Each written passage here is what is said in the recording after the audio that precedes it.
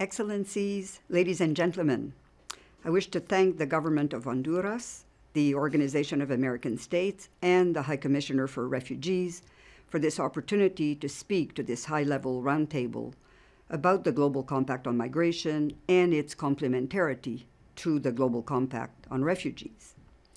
Our ability to better manage human mobility rests on both compacts being as strong as possible, widely supported and human rights centered, with the needs of those most vulnerable firmly at their heart. The two compacts are separate and distinct. Their nature and content will differ due to the existing legal and governance regimes, but they are mutually reinforcing. Better managed, safe, orderly, and regular migration will encourage respect for the principle of asylum and contribute to a more effective implementation of asylum regimes.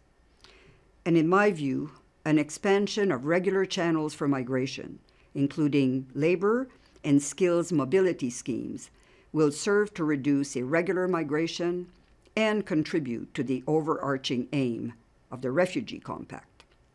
At the same time, greater international solidarity and more comprehensive responses to refugee flows will create a more receptive environment for all persons on the move. Migrants and refugees often move in mixed groups and face similar challenges. Recognizing this, the New York Declaration contains commitments that are applicable to both compacts.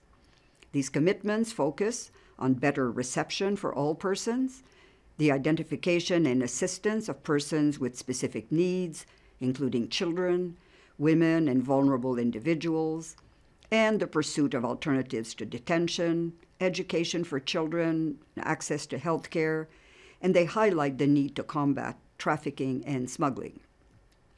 Effectively addressing these issues will strengthen both the refugee response and the management of migration. Now let me turn to the process leading to the Global Compact on Migration, which differs from that of the Global Compact on Refugees. The Global Compact on Migration will be a legally non-binding document negotiated among states.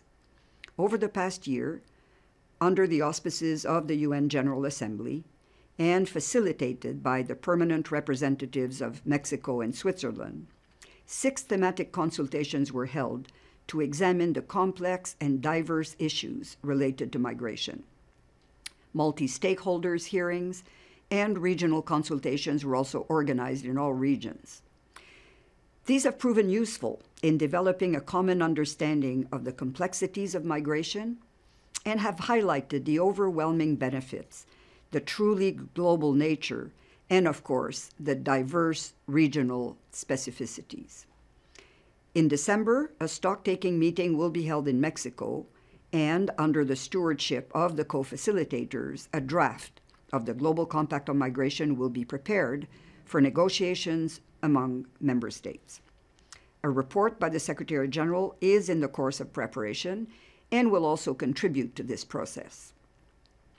The Global Compact on Migration should be finalized in the first half of next year and adopted at an international conference next fall.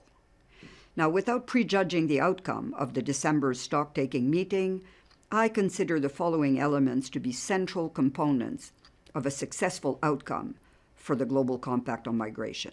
First, it must be people-centered, promoting and protecting the human rights of all people, regardless of their migratory status. Second, it must recognize both state sovereignty as well as state interdependence. Better migration management rests on the willingness of states to enhance cooperation at the regional and international levels. And third, it will need to be forward-looking, containing provisions to deal with current challenges, as well as the flexibility to address the evolving nature of human mobility.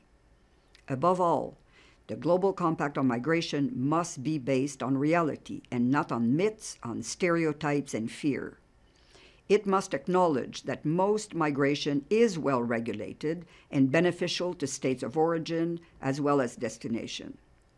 The challenges posed by irregular migration must be addressed in part by regularization efforts and an increase in legal pathways, and not by the criminalization and marginalization of irregular migrants, who are the first to suffer, often in unconscionable ways, from their situation.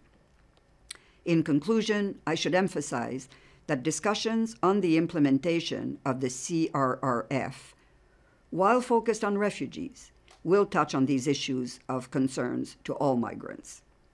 And progress made in strengthening the refugee legal framework, building on the 1951 Convention and the Cartagena Declaration, and increasing protection for persons fleeing violence, will assist in strengthening our advocacy to improve migration governance and the lives of migrants.